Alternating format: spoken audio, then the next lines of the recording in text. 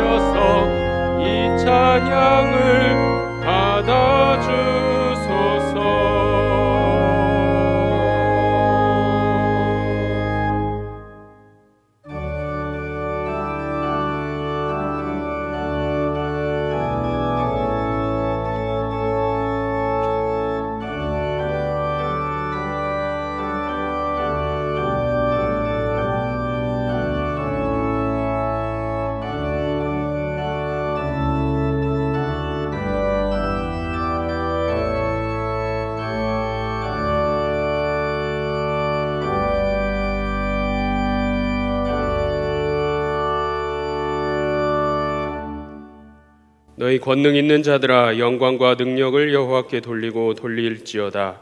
여호와께 그의 이름에 합당한 영광을 돌리며 거룩한 옷을 입고 여호와께 예배할지어다. 창조의 아버지 하나님, 거룩한 주일을 기억하여 주님 앞에 나와 예배드리게 하심을 감사드립니다.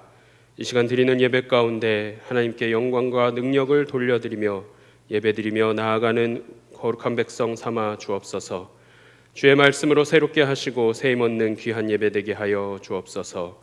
우리 구주 예수 그리스도의 이름으로 기도드리옵나이다. 아멘.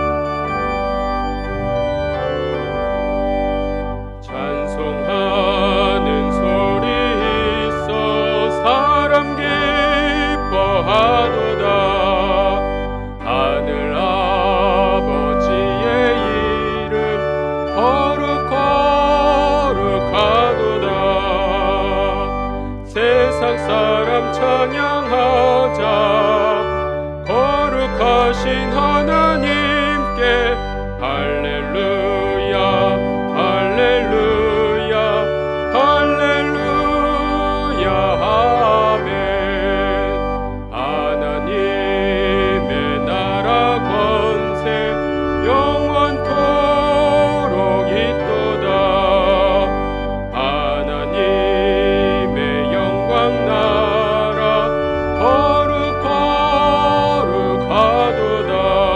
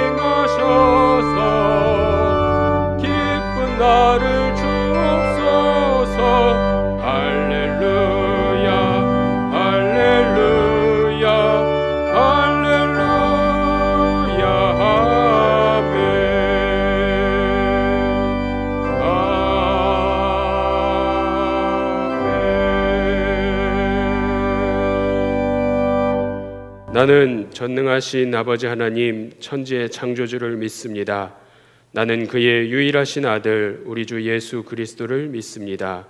그는 성령으로 잉태되어 동정녀 마리아에게서 나시고 본디오 빌라도에게 고난을 받아 십자가에 못 박혀 죽으시고 장사된 지 사흘 만에 죽은 자 가운데서 다시 살아나셨으며 하늘에 오르시어 전능하신 아버지 하나님 우편에 앉아 계시다가 거기로부터 살아있는 자와 죽은 자를 심판하러 오십니다. 나는 성령을 믿으며 거룩한 공교회와 성도의 교제와 죄를 용서받는 것과 몸의 부활과 영생을 믿습니다. 아멘.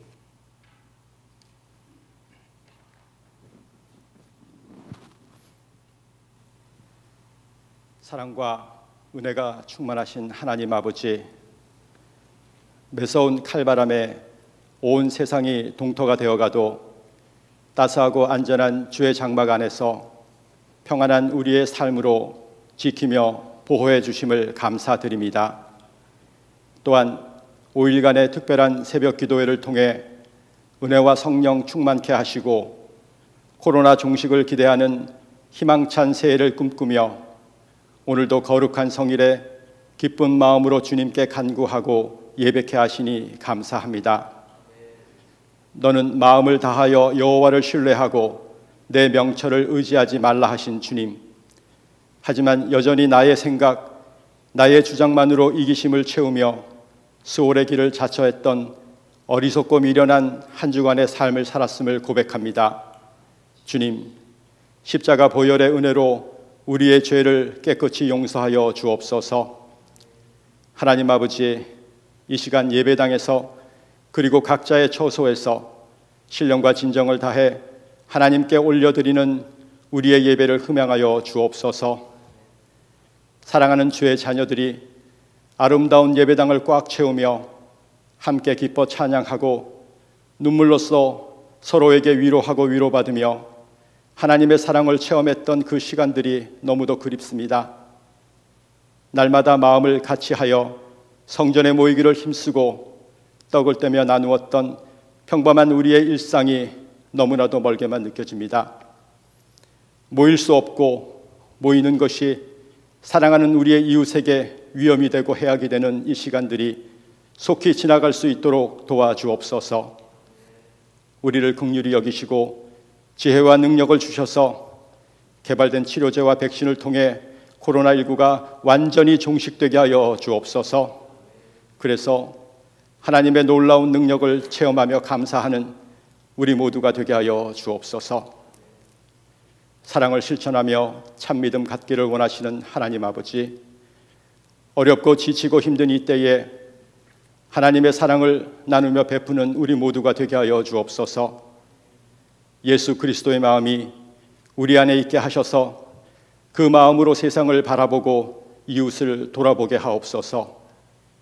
행여나 설 자리가 없어 벼랑 끝에 몰린 이가 있다면 그들의 설당이 되어주고 남몰래 흐르는 저들의 눈물을 닦아줄 때에 예수님의 절박한 마음을, 귀한 마음을 깨닫는 참된 믿음을 허락하여 주옵소서. 모래보다도 먼지보다도 작은 우리여서 아무것도 할 수 없는 안타깝고 절박한 마음이 우리 안에 있기 때문에 오직 하나님밖에 붙들 수 없음을 너무나도 잘 알고 있습니다. 물과 성령으로 거듭나 나약한 우리 힘을 시인하며 말씀과 기도를 통한 행함이 있을 때에 주님을 향한 우리의 믿음이 더욱 굳건해질 것을 확신합니다. 그 믿음으로 다시 한번 간구하오니 소중하고 평범한 우리의 일상을 속히 회복할 수 있도록 도와주옵소서. 그래서 성도들의 가정과 형편이 좋은 사람, 좋은 교회를 향한 강서교회의 비전이, 그리고 이 나라 이 민족의 정치, 경제, 사회, 문화 모든 영역이 2021년을 꿈꾸며 소망할 수 있기를 간절히 기도드립니다. 주의 종을 너무도 사랑하시는 하나님 아버지, 담임 목사님의 영과 육을 강건케 하여 주옵소서. 사회적 눈높이조차도 맞추지 못하며 지탄받는 안타까운 기독교계 현실 속에 많은 근심과 염려로 힘드실 이때에 성도들을 살피며 이끄시기에 부족함 없게 하여 주옵소서. 하나님의 뜻을 바로하라 예수님이 밝혀놓으신 진리 안에서 성령 보혜사의 도움을 받아 영과 진리만으로 강서교회를 세워갈 수 있도록 지혜와 능력을 허락하여 주옵소서. 오늘도 선포되어지는 말씀을 통하여 어렵고 힘든 세상을 바라볼 소망의 말씀들을 체험케 하여 주옵소서. 예배를 돕는 귀한 손길들과 아름다운 찬양을 기쁘게 받으시고 주님 홀로 영광 받으시며 저희 모두에게 큰 은혜로 임하여 주옵소서. 예배의 처음과 끝을 주님께 맡기오며 살아계신 예수님 이름으로 기도드립니다. 아멘.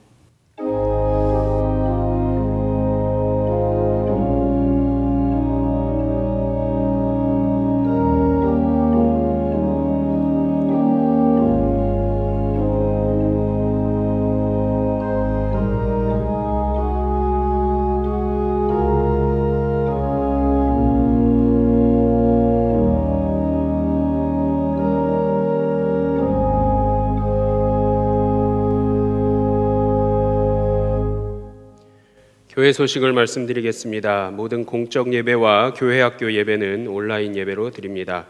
온 가족이 함께 가정에서 경건하게 예배 드리시기 바랍니다. 알림입니다. 2021년 달력과 구역 일람표는 새로 편성된 구역별로 교회 1층에서 수령하시기 바랍니다. 2021년 가정 예배서 날마다 말씀 따라를 판매합니다. 교회 사무실로 전화 신청하신 후에 1층에서 수령해 주시기 바랍니다. 연말 정산을 위한 기부금 영수증 발급을 원하시는 분들은 주중에 교회 사무실로 전화 신청하신 후에 수령하시기 바랍니다. 교우 소식입니다. 201구역 김일수 명예권사님, 박영옥 권사님께서 결혼 45주년을 감사의 마음으로 아름다운 꽃을 헌물하셨습니다. 결혼 소식입니다. 청년교구 최예지양 결혼식이 16일 토요일 오후 3시에 신도림 S 컨벤션 웨딩홀에서 있습니다. 이제 찬송가 552장 부르시면서 봉헌하시겠습니다.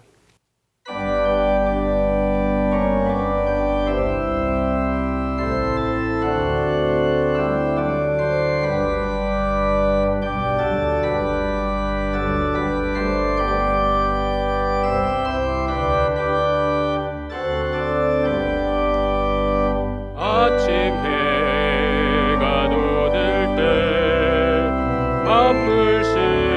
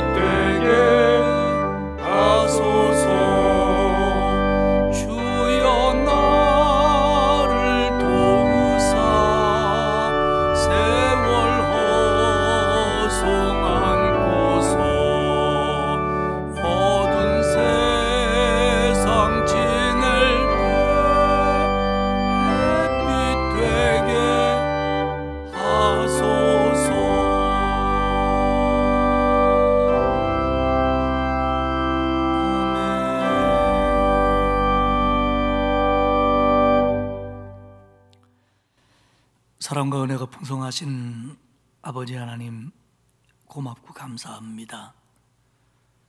추운 날씨 속에서도, 코로나19 속에서도 저희들을 지켜주셨고, 오늘 복되고 거룩한 주일을 맞이하여 각자의 자리에서 하나님께 거룩한 예배를 드릴 수 있도록 불러주셨으니 감사합니다. 오늘 우리 예배하는 성도 한 사람 한 사람을 하나님의 영으로 붙잡아 주시어서 영과 진리로 예배하게 하시고, 하나님이 주시는 은혜와 감동이 벅찬 예배가 되도록 이끌어 주옵소서. 아버지 하나님, 이 예배를 통하여 코로나19로 힘들어하는 모든 성도들에게 새 힘을 주옵시고, 걱정과 염려로 가득 찬 마음 속에 평안을 허락하여 주옵소서. 하나님, 오늘 저희들이 하나님께 예배하며 감사하는 마음으로 귀한 예물을 봉헌하오니 아버지여 받으시옵소서. 주일헌금을 드립니다. 감사 예물을 바칩니다. 10의 1조 헌금을 봉헌합니다. 하나님, 연락하시옵소서. 그리고 드린 손길 위에 은혜를 베풀어 주시고 복을 더하여 주옵소서. 10의 1조를 드리는 가정들을 기억하사 복을 주시되 평안하게 하시고, 건강하게 하시고, 기도가 응답되게 하시고, 자녀들의 앞길이 열리는 하나님의 형통의 복으로 가득가득 채워 주옵소서. 구제헌금, 선교헌금 등등을 드리는 손길들이 있습니다. 하나님, 이 모든 예물을 받으시고 이 예물들이 이웃을 위해서 쓰여질 때, 그리고 교회와 기독교 기관과 선교사님들에게 보내질 때 정말 위로가 되게 하시고 격려가 되게 하시고 열매 맺는 예물이 될 수 있도록 하나님 도와주옵소서. 오늘 꽃꽂이 예물을 드리는 귀한 권사님의 가정을 축복하셔서 건강하게 하시고, 특별히 자손들이 번창하는 복으로 하나님 은혜를 내려 주옵소서. 아버지 하나님, 간절한 기도 제목을 담아 서원헌금을 드리는 손길들이 있습니다. 하나님, 그 기도마다 응답하여 주옵소서. 아버지 하나님, 길어지는 코로나의 상황으로 말미암아 많은 사람들의 마음이 피폐되고 불안해하며 여러 가지 염려와 근심이 가득 찬 세상이 되어버렸습니다. 하나님, 이 땅을 불쌍히 여기시고 고쳐 주옵소서. 특별히 우리가 회개하오니 이 땅을 바로잡아 주옵소서. 그래서 코로나가 물러가고 정말 작은 일상들을 통하여 범사에 감사하며 살아가는 그날이 오도록 하나님 허락해 주옵소서. 아버지 하나님, 특별히 우리 교회 식구들, 연로하신 어른들로부터 젖먹이 어린아이들 하나까지 가족들 모두 코로나에 노출되지 않도록 하나님 지켜주셔서 하나님이 방파가 되어주시고 포막이 되어주시고, 또 생활 속에서 어쩔 수 없는 환경 속에서는 하나님이 피할 길을 열으시며 하나님이 피난처가 되어 주옵소서. 또한 아버지 하나님, 여러 가지 질병으로 고통받는 성도들이 많이 있습니다. 노안으로, 또 여러 가지 질병으로, 특별히 암으로 하나님 힘들어하는 성도들이 있사오니 아버지 하나님, 이 시간 어루만져 주옵소서. 안수하여 주옵소서. 깨끗게 하여 주옵소서. 그래서 기뻐하며 뛰며 하나님을 찬양할 수 있도록 우리 성도들에게 강건함을 허락하여 주옵소서. 대학 입시가 진행 중에 있습니다. 우리의 자녀들의 길을 열어주시고, 진학의 문, 진급의 문, 취업의 문, 결혼의 문, 태의 문, 그리고 우리 자녀들이 기도하는 모든 것들 위에 응답하여 주옵소서.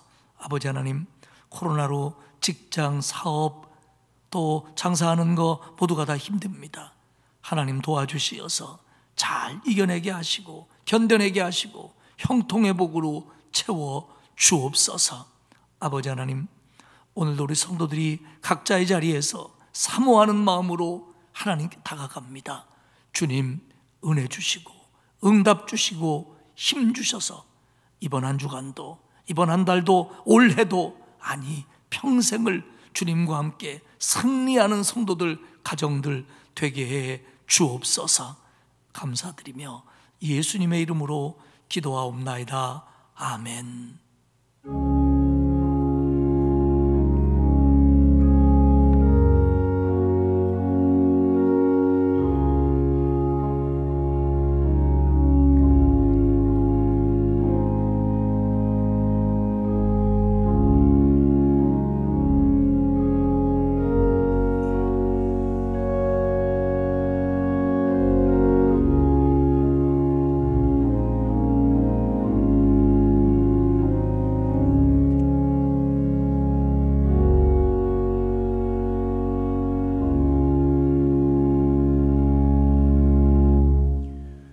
오늘 우리에게 주시는 하나님의 말씀은 신명기 26장 16절에서 19절까지 말씀입니다.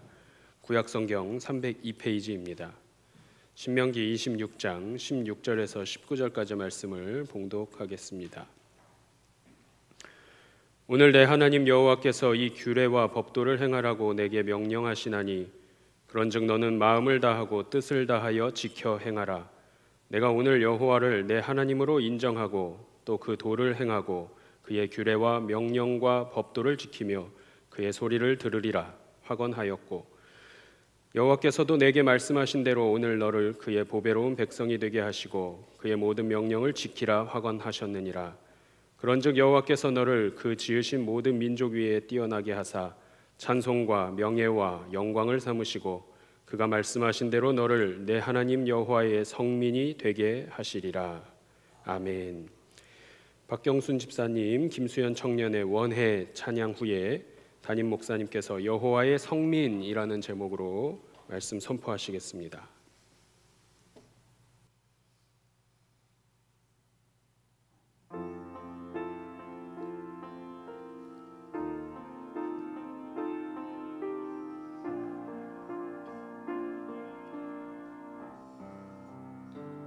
주님을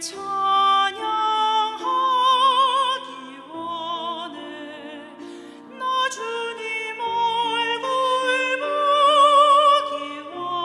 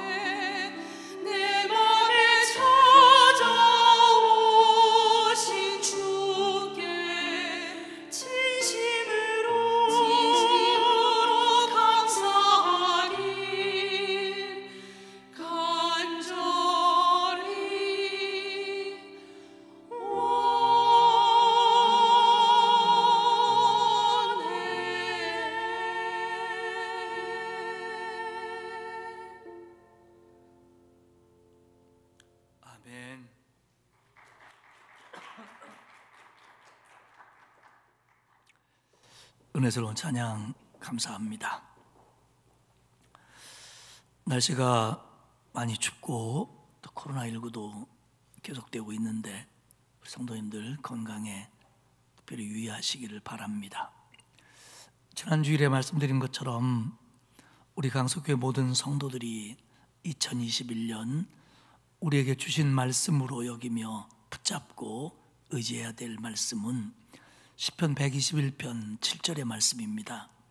여호와께서 너를 지켜 모든 환난을 면하게 하시며 또 내 영혼을 지키시리로다. 교회당 벽면에 아주 예쁘게 잘 기록을 해서 걸어 놓았습니다. 말씀이 여러분을 기다리고 있습니다. 교회 오는 날 저 말씀 다시 한번 보면서 우리가 새롭게 다짐하시기를 바랍니다. 이 말씀처럼 우리 하나님께서 올 한 해 우리들의 환난을 지켜주시고, 그리고 이어지는 말씀처럼 지금부터 영원까지 지켜주실 줄 믿습니다. 앞으로 몇 주간은 지난해에 이어서 신명기의 말씀들을 나누도록 하겠습니다. 오늘이 신명기 26장이니까 신명기가 33장까지 있거든요. 한 두세 번 정도 설교를 더하면 마무리가 될 것 같습니다. 오늘 우리가 읽은 본문인 신명기 26장 16절에서 19절까지의 말씀은 신명기 속에서 중요한 위치를 갖고 있습니다. 왜냐하면 신명기 12장 1절에서 시작하여 신명기 26장에 마무리되는 하나님의 규례와 법도에 대한 결론이기 때문에 그렇습니다. 이스라엘 백성이 지켜야 될 규례와 법도에 대해서 말하면서 신명기 12장 1절은 이렇게 시작을 했습니다. 내 조상의 하나님 여호와께서 내게 주셔서 차지하게 하신 땅에서 너희가 평생에 지켜야 될 규례와 법도는 이러하니라. 신명기를 시작하면서 1장부터는 광야의 40년들을 회고합니다. 그리고 하나님이 주신 십계명이 이거다 말씀을 합니다. 그리고 너희는 하나님이 택하신 백성이고 하나님이 너희를 가나안 땅에 들어가게 할 테니까 그 가나안 땅에 들어가면 하나님의 법을 꼭 지켜라.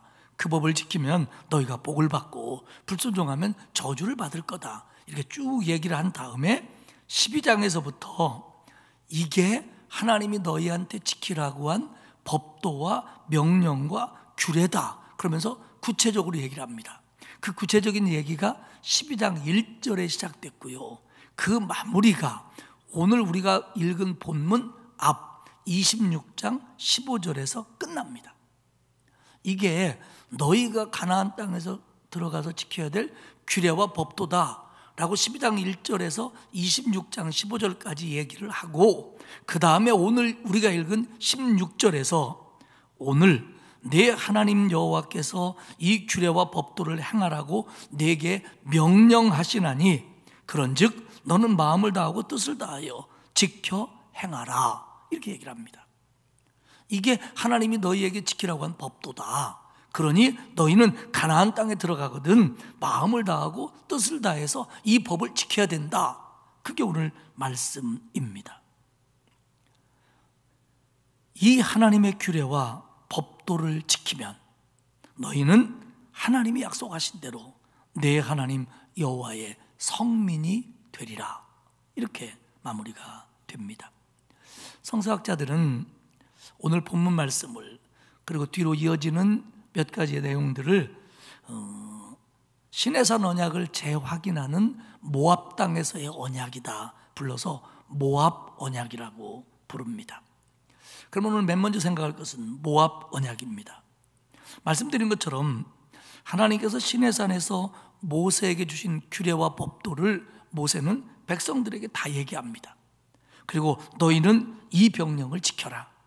그러면 하나님이 너희를 성민 되게 하리라. 이미 이스라엘 백성들은 출애굽기 24장에서 시내산에서 하나님과 언약을 맺었습니다. 그런데 그때 이스라엘 백성들은 출애굽 1세대입니다. 그들은 언약을 지키지 않았고 결정적으로 가데스 바네아에서 가나안인들에게 겁에 질려 가나안 땅에 들어가지 않겠다고 폭동을 일으켰고, 그 결과로 광야에서 40년 동안 방황하며 모두가 다 죽고 말았습니다. 지금 신명기에서 모세의 설교를 통하여 하나님의 규례와 법도를 들은 사람들은 가나안 땅에 들어갈 출애굽 2세대들입니다. 가나안 땅에 들어갈 주인공들입니다. 그들에게 오늘 말씀하신 겁니다. 16절에서 하나님의 규례와 법도를 너는 마음과 뜻을 다해서 지켜라. 이게 하나님의 명령이다. 이스라엘 백성이 하나님과 언약을 맺는다는 건 지금까지 신명기에서 얘기한 이 하나님의 법들을 지켜야 된다는 의무를 받아들이겠다는 얘기입니다. 하나님의 명령이 이거다. 하나님이 너희에게 요구하는 게 이거다. 어떡할래? 예, 그거 받아들이겠습니다. 이게 하나님과 이스라엘 백성이 맺는 언약입니다. 이어서 17절에서는 이렇게 얘기합니다. 내가 오늘 여호와를 내 하나님으로 인정하고 또 그 도를 행하고 그의 규례와 명령과 법도를 지키며 그의 소리를 들으라. 너희가 이 의무를 받아들이겠다면 이렇게 해야 된다고 하면서 네 가지 비슷한 표현을 통해서 분명히 합니다. 하나님을 인정하고 도를 행하고 명령을 지키며 그의 소리를 들으라. 첫 번째는 여호와를 너의 하나님으로 인정하라는 겁니다. 인정하다, 이 말은 선포하다, 말하게 하다라는 뜻으로 여러 사람 앞에서 지금 계약의 내용을 공개적으로 선포하는 겁니다. 그러니까 내가 하나님의 백성이 되고 하나님이 나의 하나님이 돼서 나는 이런 걸 지키겠습니다라고 하는 약속을 공개적으로 선포하라는 겁니다. 하나님께 충성을 맹세하고 약속하라는 겁니다. 성서학자들은 이것을 결혼서약과 같은 의미다 이렇게 설명합니다. 이 사람을 내 아내로 맞이해서 내 남편으로 맞이해서 그렇게 인정하고 이 사람만을 사랑하겠습니다라고 공개적으로 선언하는 그런 공개적인 결혼서약과 같은 그런 내용이라는 겁니다. 내가 하나님을 사랑하고 내가 하나님이 백성이 됐다는 걸 공개적으로 인정하라는 겁니다. 사랑하는 여러분, 하나님의 백성은 내가 하나님의 백성이고 하나님이 나의 하나님이라는 것을 우리의 삶을 통해서 공개적으로 인정해야 됩니다. 두 번째는 그 도를 행하랍니다. 이거는 하나님이 원하시는 길을 걸으라라는 뜻입니다. 물론 큰 의미에서는 하나님의 말씀에 순종하는 겁니다. 그러나 실제적으로 출애굽 1세대는 하나님이 원하시는 길을 걷지 않았습니다. 가데스 바네아에서 이제 가나안 땅으로 들어가라, 이게 하나님이 원하는 길이다. 그런데 그들은 반대로 걸었습니다. 우리 거기 가면 죽습니다. 죽일 곳이 없어서 여기서 죽이려고 그럽니까? 우리는 그 길 가지 않겠습니다. 그래서 사실 하나님이 원하지 않는 길로 그들은 방향을 돌렸던 겁니다. 광야에서 다 죽고 말았습니다. 세 번째는 하나님의 규례와 명령과 법도를 지키라는 겁니다. 말씀드린 것처럼 하나님이 원하는 길을 걷는다, 하나님이 원하는 삶을 산다라는 건 하나님의 규례와 명령과 법도를 지키는 것을 말합니다. 하나님의 말씀을 지키며 순종하는 것이 결국 하나님이 원하는 삶이 되는 거죠. 하나님은 얘기합니다. 모세를 통해서 얘기합니다. 하나님의 규례와 명령과 법도를 지켜라. 마지막으로 네 번째는 하나님의 소리를, 하나님의 말씀을 들으라는 겁니다.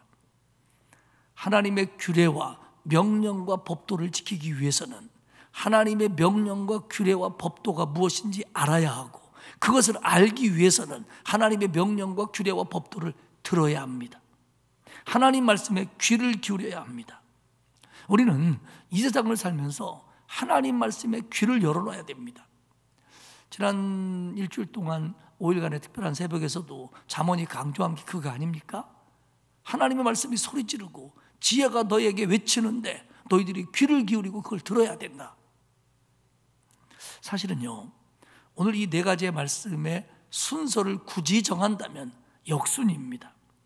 하나님의 말씀에 귀를 기울여 들어서 하나님의 규례와 법도를 지킴으로 하나님이 원하는 길을 걷고 그런 삶을 통해서 하나님이 내 하나님 되고 내가 하나님 백성 됨을 공개적으로 인정하며 살아라. 굳이 순서를 정하라면 그게 맞을 것 같습니다. 하나님의 규례와 법도가 이런 거다. 그러니 너희는 이렇게 지켜라 라고 모세를 통해서 말씀하십니다. 그리고 18절에 뭐라고 얘기하시냐면 여호와께서도 내게 말씀하신 대로 오늘 너를 그의 보배로운 백성이 되게 하시고 그의 모든 명령을 지키라 확언하셨느니라. 이 부분은 하나님이 선언하는 부분입니다. 너희가 이스라엘 백성이 하나님의 명령을 지키면 내가 하나님이 너희에게 이렇게 하겠다라는 겁니다. 마이어는 이 17절과 18절에서 이스라엘 백성의 선언, 하나님의 선언이 각각 들어있다는 겁니다. 그리고 이 각 선언은 언약 체결을 통해서 양편이 지켜야 될 엄숙한 법적 행위를 말한다 이렇게 얘기합니다. 근데 우리 성경의 번역은 그 의미가 조금 약합니다. 하나님 쪽에서 얘기하는 건 강조되어 있는데 백성들이 그렇게 하겠다고 선언하는 내용은 이 문법적으로 좀 정확하게 설명이 안 돼 있습니다. 그러나 의미가 그런 의미라는 겁니다. 17절과 18절에서는 이스라엘 백성도 선언했고 하나님도 선언했다는 겁니다. 그래야 언약이 체결이 되지요. 여기서 이스라엘 백성이 예 했다라고 말하고 있지는 않지만 결국 그런 내용이 원어 속에는 들어있다라는 게 성서학자들의 설명입니다. 그러면 이스라엘이 예 한 내용이 뭡니까? 바로 그겁니다. 내가 하나님 인정하겠습니다. 하나님이 원하는 길 걷겠습니다. 하나님의 규례와 명령을 지키겠습니다. 하나님 말씀에 귀를 기울이겠습니다. 이게 결국 뭐냐면 하나님이 명령하신 내용이기도 하지만 이스라엘이 그렇게 하겠다고 대답한 내용이라는 겁니다. 그러면 이에 대한 하나님의 약속은 뭡니까? 18절과 19절에 나와 있습니다. 이것 또한 네 가지 정도로 볼 수 있는데요. 첫째는 하나님의 보배로운 백성이 되게 하시겠다는 겁니다. 이건 하나님 쪽에서 약속입니다. 보배, 재산, 소유라는 뜻으로 여기서는 보물처럼 소중히 여기는 자산을 얘기합니다. 뭐냐면 너희가 그렇게 하면 나는 너희를 내가 특별하게 소중히 여기는 존재가 되게 하겠다 이런 의미입니다. 사랑하는 여러분, 하나님의 말씀에 제대로 순종하면요 하나님이 특별히 소중히 여기는 보배로운 존재가 된다는 걸 믿으시기를 바랍니다. 우리 생각으로는요 내가 막 잘나고 돈 잘 벌고 막 잘 풀리고 그래야만 내가 하나님이 나를 보배로운 존재로 여기시는 증거다라고 생각할 텐데 그렇지 않습니다. 그렇지 않습니다. 아기들이 있습니다. 꼬맹이들이 있습니다. 그 아이가 정말 예쁘고 막 피부도 깨끗하고 막 눈도 막 이만하고 그래야만 부모와 할머니 할아버지가 이뻐합니까? 안 그럽디다. 제가 손주를 보니까요 인물하고 상관없어요. 성질하고 상관없어요. 그냥 이쁜 거예요. 여러분 우리가 하나님이 나를 보배롭게 여긴다면 어떻게 나한테 이런 일이 일어날까 생각할 수 있습니다. 그런데 그렇지 않습니다. 여러분 그 단편적인 거 그리고 단면적인 거 그리고 하나님의 영원과 비교하여 순간적인 일들만 가지고 하나님의 사랑을 판단하면 안 됩니다. 우리는 말씀을 그대로 믿어야 됩니다. 하나님 약속하십니다. 너희가 그렇게 선언하고 그대로 한다면 나는 너희에게 이렇게 해주겠다. 첫 번째 약속이 뭐냐면 내가 너를 보배롭게 여긴다는 겁니다. 내가 너를 특별하게 생각하겠다는 겁니다. 이게 얼마나 귀한 말씀입니까? 하나님이 약속하셨습니다. 이 약속 생각하면요 하나님의 말씀에 순종 못할 게 없습니다. 못할 게 없습니다. 두 번째는 뛰어나게 하시겠다는 겁니다. 19절을 보면 그런즉 여호와께서 너를 그 지으신 민족 위에 뛰어나게 하사. 여기서 뛰어나다라는 말은 오르다, 올라가다라고 하는 단어에서 파생된 높은, 가장 높은이라는 뜻입니다. 신분과 지위를 높이겠다는 겁니다. 우리가 하나님의 말씀에 순종하면 하나님은 우리를 높여주십니다. 높여주심의 모양은 다를지라도 반드시 높여줍니다. 여러분 믿으시기를 축복합니다. 세 번째는 명예를 얻고 영광을 얻게 해주시겠다고 약속합니다. 19절 중반에 보면 찬송과 명예와 영광을 삼으시고, 우리를 그렇게 삼으시겠다는 겁니다. 찬송, 여기서는 칭송입니다. 명예, 명성입니다. 영광, 자랑스러움, 아름다움, 그런 뜻입니다. 그러니까 하나님만이 이스라엘을 귀하게 여기는 게 아니라 다른 주변 나라들과 사람들도 이스라엘 백성을 칭송하고, 이스라엘은 그들 속에서 명성을 얻고 다른 사람들의 부러움의 대상이 된다라는 말씀입니다.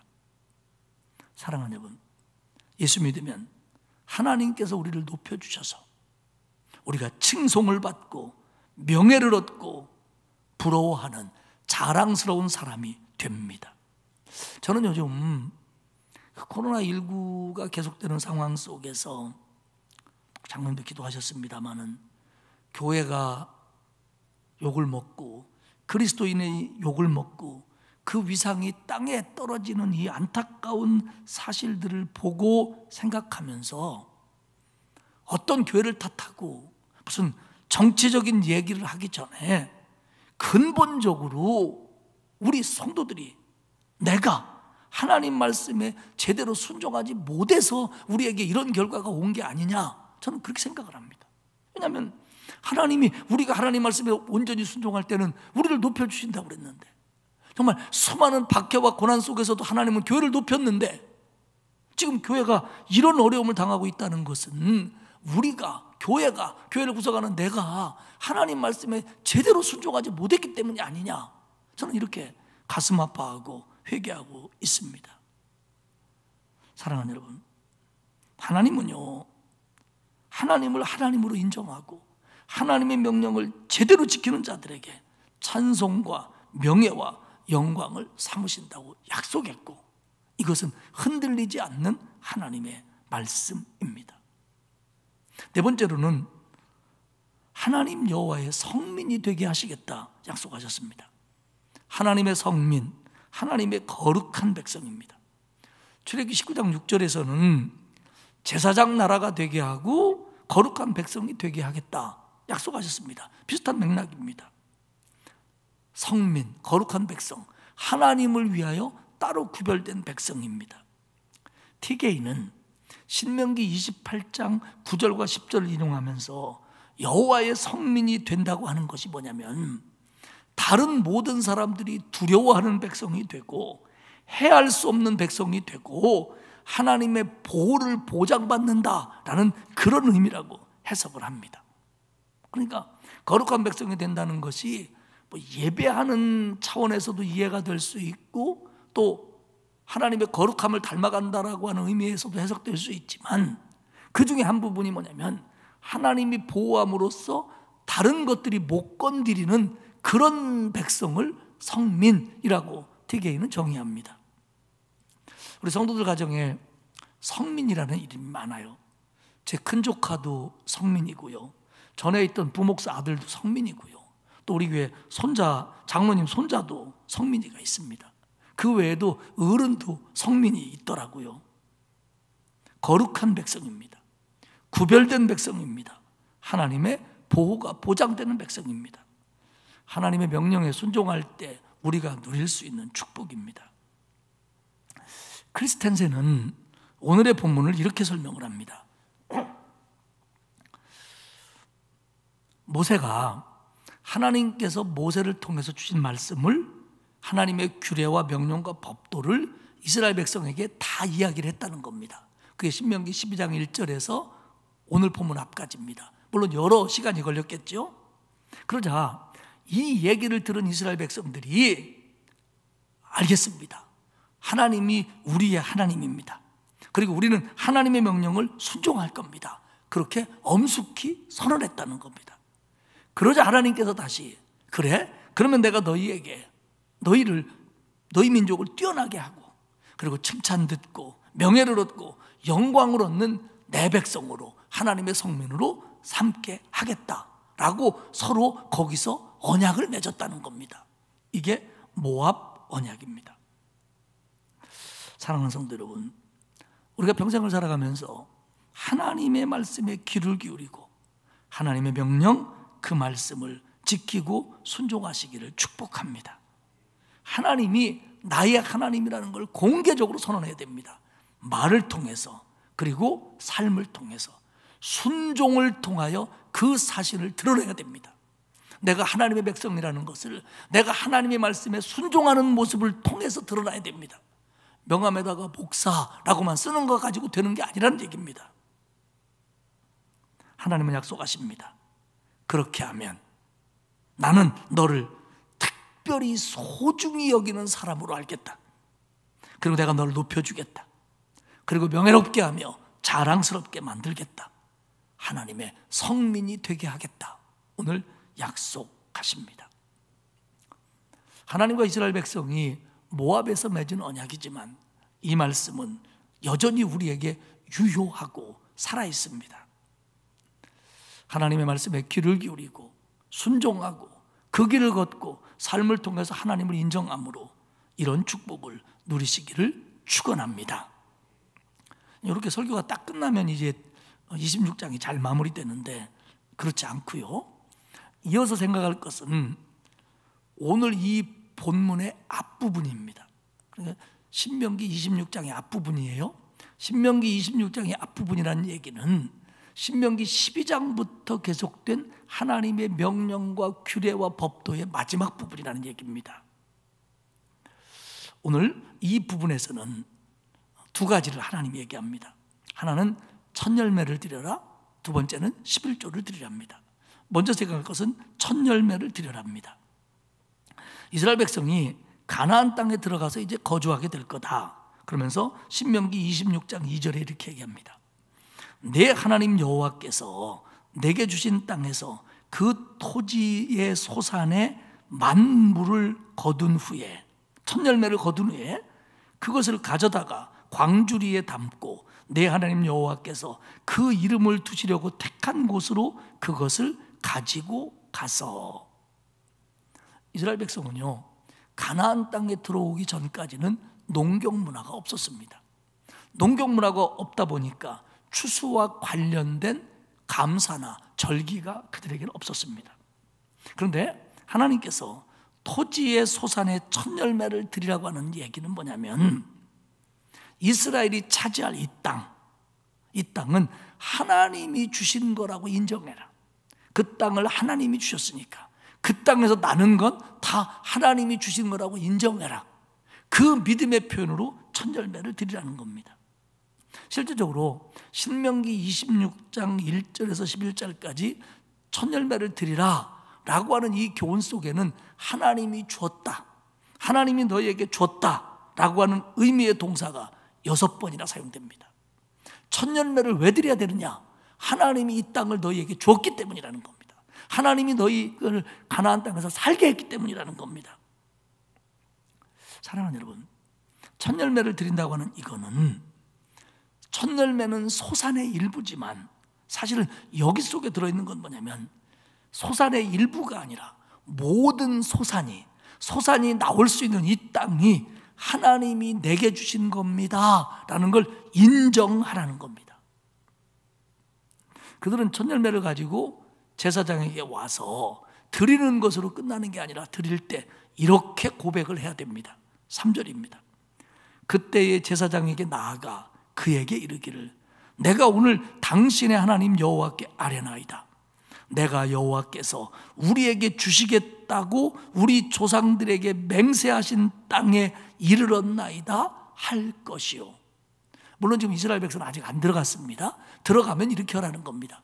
그 첫 열매를 가지고 와서 제사장에게 주면서 신앙 고백하라는 거예요. 우리 하나님이 우리 조상들에게 약속한 땅에 내가 드디어 이르렀습니다. 하나님의 약속을 내가 받았습니다 라고 고백하라는 겁니다. 그러니까 첫 열매를 드리는 것만 중요한 게 아니라 뭐냐면 그 열매를 주신 하나님을 인정하라는 거예요. 그 열매를 얻도록 이미 조상들에게 약속했던 그 땅을 하나님이 주셨다, 그 약속을 지켰다라는 걸 인정하라는 겁니다. 이게 첫 열매의 의미입니다. 결국 우리는 여기서 깨닫는 게 뭐냐면, 온전한 드림이 되려면 온전한 신앙 고백이 있어야 됩니다. 우리의 모든 물질이 됐든 헌신이 됐든 뭐가 됐든 간에 하나님 앞에 드리는 것이 이게 온전해지려면 그것을 드리는 마음가짐, 이 신앙이 제대로 고백돼야 된다는 겁니다. 바른 신앙 고백서에서 나오는 헌신과 드림만이 진짜라는 겁니다. 여기서 이 첫 열매를 가져온 사람이 제사장한테 와서 뭐라고 하냐면, 하나님을 당신의 하나님 여호와라고 부릅니다. 이거에 대해서 이 사람 어떻게 이렇게 부르나 그렇게 생각할 필요 없습니다. 구약에서는 일반인들이 제사장이나 선지자나 왕에게 나와서 하나님을 얘기할 때 이런 호칭을 많이 썼습니다. 당신의 하나님이라고.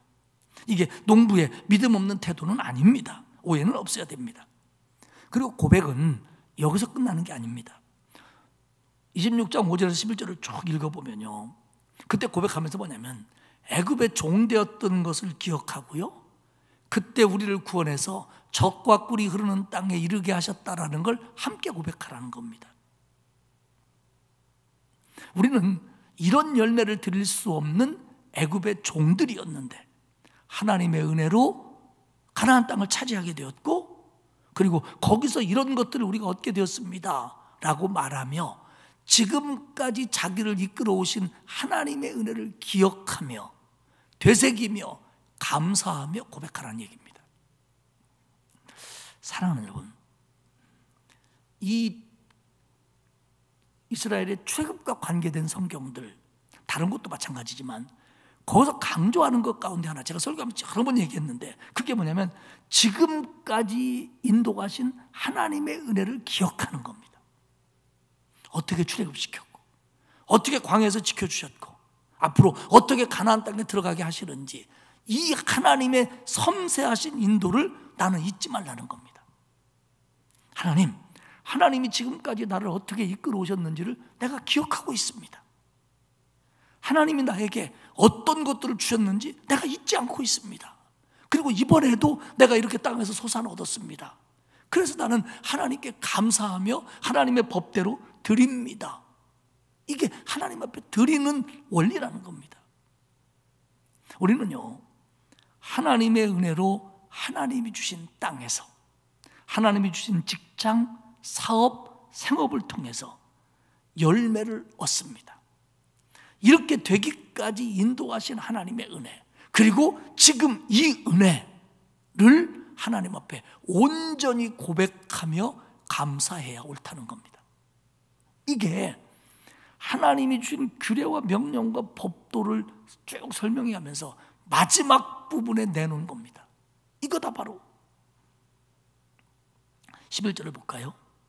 첫 열매 드린 후에 내 하나님 여호와께서 너와 내 집에 주신 모든 복으로 말미암아 나머지 열매들입니다. 그거 가지고 너는 레위인과 너희 가운데 거류하는 객과 함께 즐거워할지니라. 혹시 너희 동네에 열매 못 거두는 사람이 있으면 그들과 함께 나눠라, 그런 얘기입니다.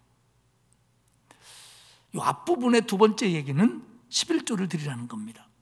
신명기 14장 22절에서 너는 마땅히 매년 토지 소산의 11조를 드릴 것이며 라고 명령하셨습니다. 이미 11조를 드리라고 하는 건 명령했어요. 근데 오늘 본문의 11조는 조금 성격이 다릅니다.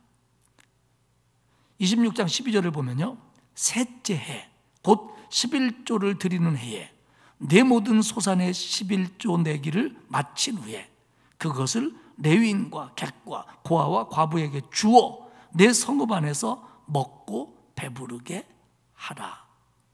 조금 귀를 기울이고 들어주시기 바랍니다. 제3년에 안식년을 기준으로 7년 단위로 해서 세 번째 해와 여섯 번째 해에 3년 되는 해에 10의 1조를 드립니다. 그리고 그 10의 1조 드린 것으로 레위인과 객과 고아와 과부와 함께 먹고 배부르게 해라. 3년째 드리는 11조는 그들을 위해서 사용해라. 이게 본문입니다. 본문에 대한 해석은 두 가지입니다. 하나는 해마다 토지에 그 땅에서 거둬들인 소산의 11조를 해마다 드리는데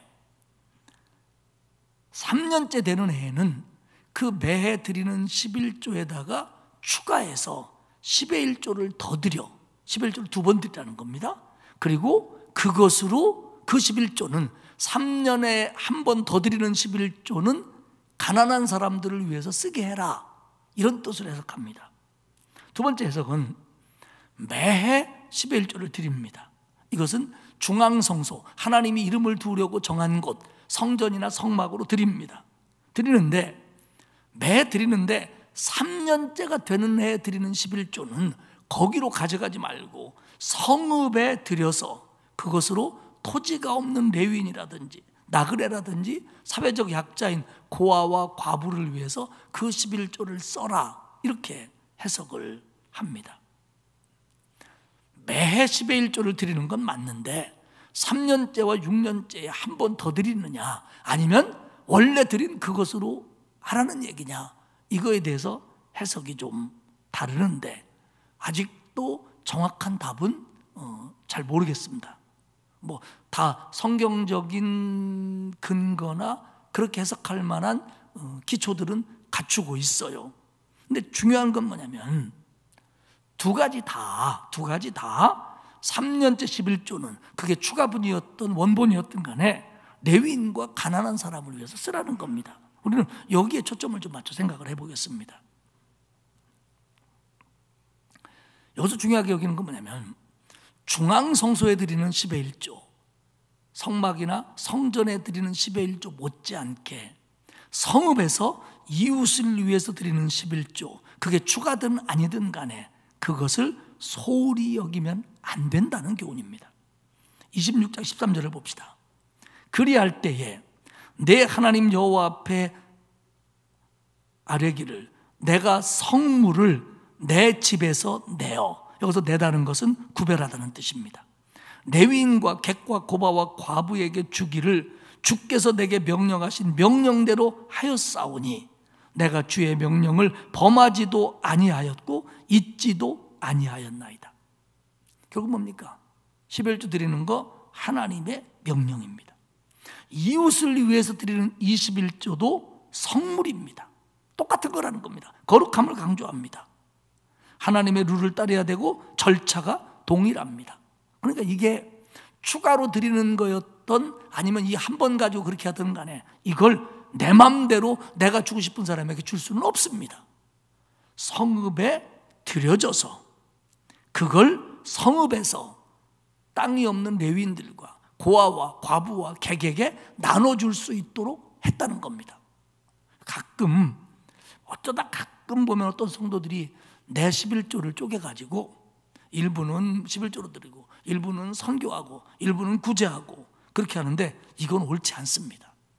나는 10의 1조를 온전히 드리고 드려진 10의 1조로 교회가 그 일을 해야 맞는 거예요. 그리고 내가 개인적으로 하고 싶으면 10의 1조 드리고 나머지로 그렇게 하면 되는 겁니다. 결국 하나님 앞에 드려지는 건 성물이라는 거예요. 그게 어떻게 사용되든. 그렇기 때문에 이거에 대한 룰은 개인적으로는 우리는 정확하게 지켜져야 된다는 겁니다.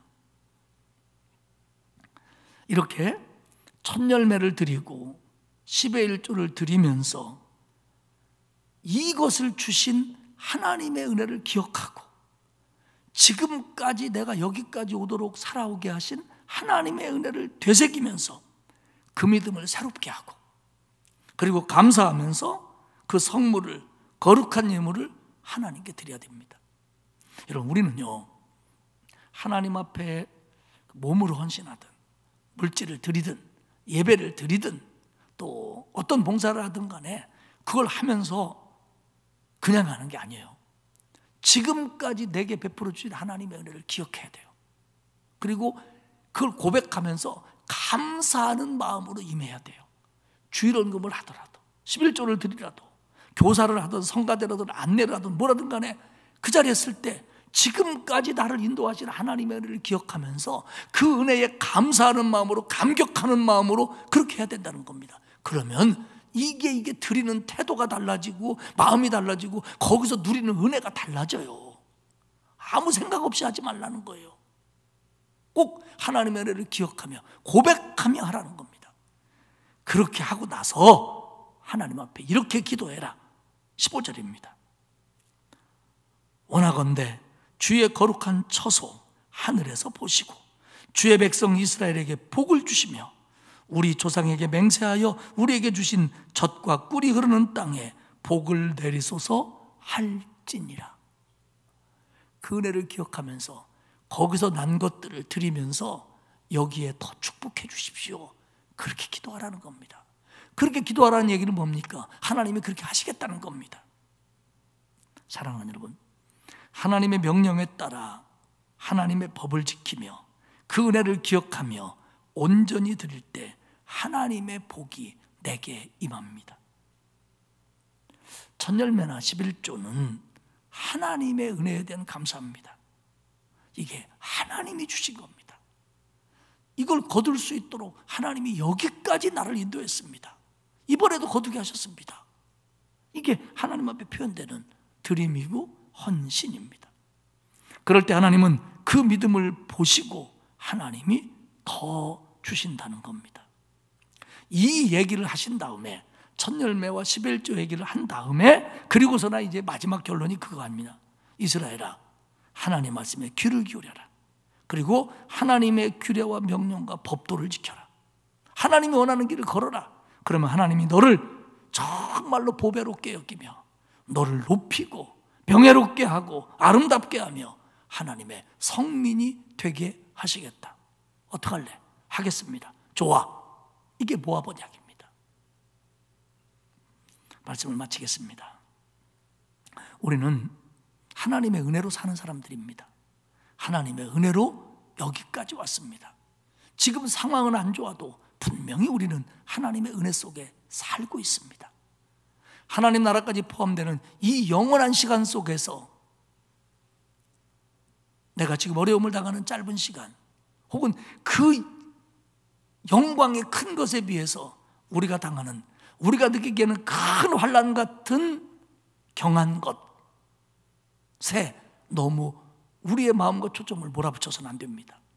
하나님이 나를 여기까지 어떻게 인도하셨는지, 이번에도 하나님이 어떻게 나한테 하고 계신지 기억해야 되고, 그리고 감사를 드리면서 정말 하나님의 명령에 귀를 더 기울이고 그 명령에 순종하며 그가 원하는 길을 걸어가며 내 삶을 통해서 하나님을 인정함으로 말미암아 하나님이 높여주시고 하나님이 여러분을 더 보배롭게 여기고 그리고 하나님이 여러분에게 더 큰 복을 주신다는 걸 믿고 살아가는 저와 여러분이 되시기를 주님의 이름으로 축복합니다. 기도하겠습니다. 하나님 아버지, 참 고맙습니다. 나 같은 죄인을 구원하사 여기까지 인도하셨고 하나님의 은혜 속에 살도록 붙잡아 주신 거 감사합니다. 우리는 인생의 이 시점에 서서 하나님과 나 사이의 언약을 새롭게 할 수 있도록 은혜를 베풀어 주옵소서. 나를 위해 부르짖는 하나님의 음성에 더 귀를 기울이게 하시고 그 명령과 규례와 법도를 지킴으로 하나님이 기뻐하시는 길을 걷고, 그래서 내 삶 속에 하나님이 나의 하나님됨을 인정함으로 말미암아 하나님이 나를 더 보배로운 존재로 여기시고 나를 뛰어나게 하시며 명예와 자랑스러움을 주시고 특별히 하나님의 성민, 하나님의 거룩한 백성으로 살게 하시며 더 큰 복을 주신다고 하는 이 언약의 말씀을 다시 한번 내 마음속에서 새롭게 할 수 있도록 하나님 도와주옵소서. 하나님 간절히 빕니다. 우리 모든 성도들이 우리의 삶 속에서 하나님의 명령을 지킴으로 하나님을 인정하는 삶이 더욱더 선명해지게 하시고 그러므로 말미암아 더 큰 은혜와 복을 누리도록 축복해 주옵소서. 감사드리며 예수님의 이름으로 기도하옵나이다. 아멘. 595장 찬송하겠습니다.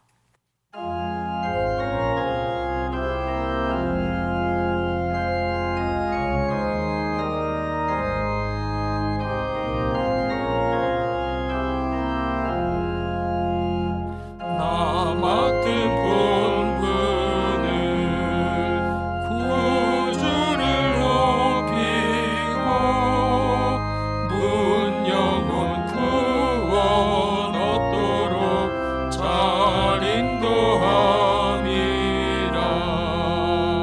부르심 받들어 내 형제 섬기며 구주의 뜻을 따라서 내 정성 다하리.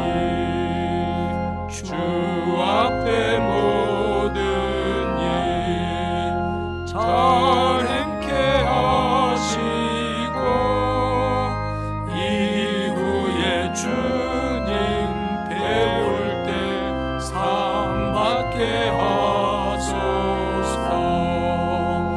나 항상 깨어서 늘 기도드리며 내 믿음 변치 않도록 날 도와주소서.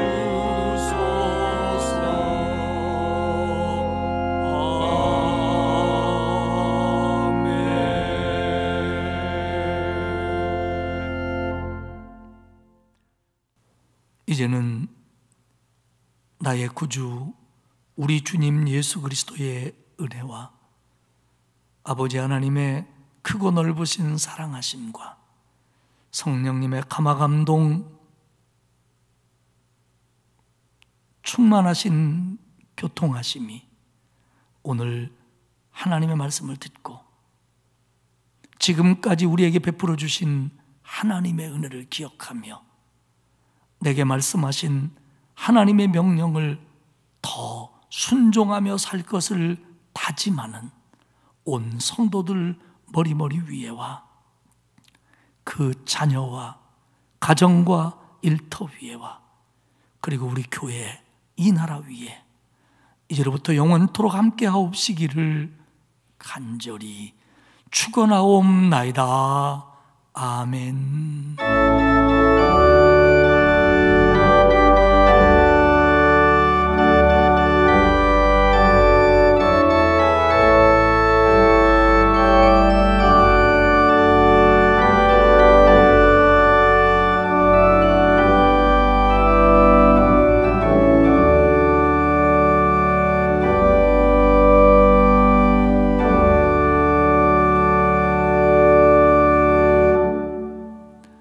주일 예배를 마쳤습니다.